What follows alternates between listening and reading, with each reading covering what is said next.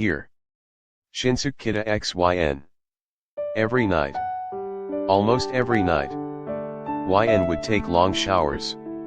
Longer showers as days pass by. Water from the shower pooled under her feet.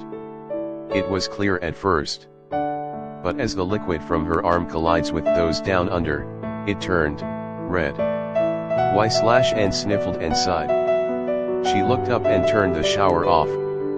She dried herself, careful not to brush her arms hardly with the towel.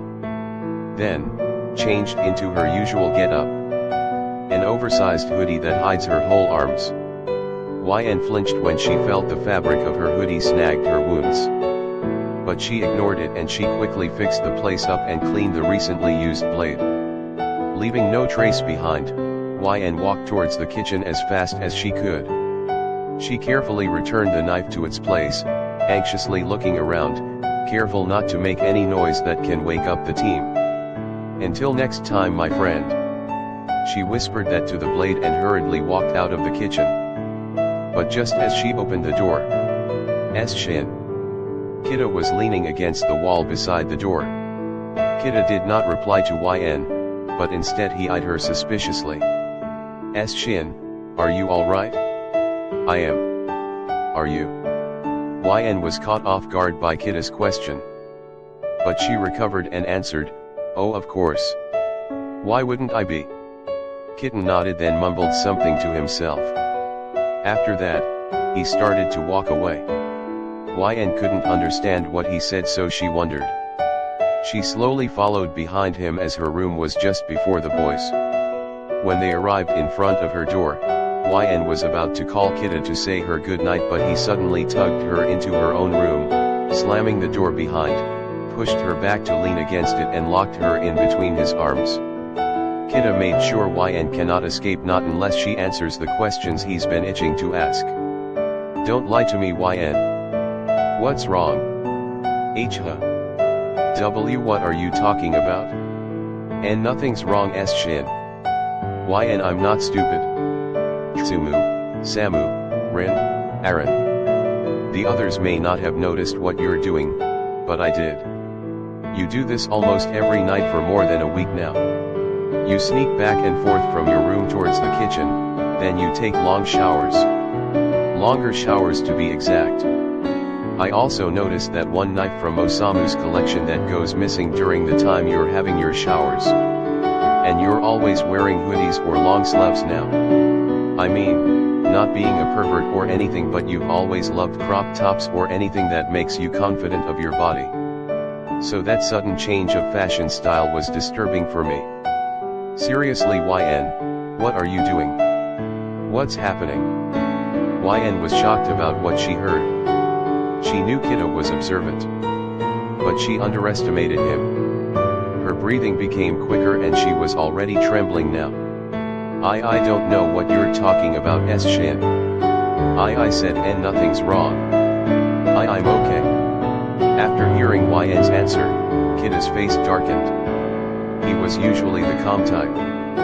But this time, he couldn't hold himself back. I'm sorry for this. And before YN could react, Kita suddenly grabbed her right arm and squeezed it. YN whined in pain. That confirmed Kita's suspicions. Kita gently released her arm before he started to roll the arms of the hoodie upwards. YN on the other hand tried to pull her arm away, but Kita was too strong for her. Shin. Let go. Please, let go. Let go of my arm, please. Kita ignored her cries and continued to roll up the sleeves of the hoodie upward. After he did, cuts, deep cuts from her wrist towards the upper part of her arm were visible. YN was ashamed, so instead of answering, she just looked away. YN what? Kita's voice was calm, but YN still did not answer. So he lost his cool. Why, YN? I said what? Answer me. YN, astounded by Kita suddenly raising his voice, she shouted back. Because I feel alone. Yes, I always constantly laugh when I'm with all of you, but outside the team, people make fun of me. They say I'm a whore. They say that I am just because I'm always hanging out with you guys. And Shin, I hear them all the time. I can hear their whispers, especially when I'm alone at night. That's when they are loudest. Kita was just looking intently at YN, as if he is absorbing every word that comes out of her mind. She on the other hand was panting from all that sudden shouting, but she continued to speak. When I do this, I stop hearing them. They stop whispering. They leave me alone. YN was sobbing really hard, so Kita pulled her in a warm embrace. She buried her head in his chest and continued crying. But she suddenly felt guilt rushed all throughout her body when she felt his chest shaking. Kita was also silently crying. Shin, I just don't know. But I can't stop hearing their voices. It all echoes inside my head. I don't know what to think about myself anymore. I always end up thinking that maybe they're right. No, no, no, no. I promise, you aren't. You are not a whore. And you will never be one. You are the kindest and purest woman I have ever met. So don't ever think about it that way again. Kita and YN breathed those words out while sobbing.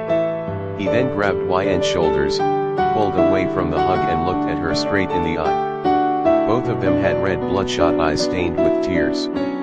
They were still silently crying. Y/N, please stop this. We're here. I'm here.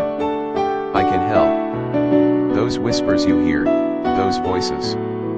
They can't hurt you and they don't define who you are. YN, I love you. I love you so much that it hurts me like hell seeing you like this. Kita cried harder this time while YN was dumbstruck with the sudden confession of his feelings for her. I'm so sorry. I should have been by your side. I'm sorry I took too long to approach you.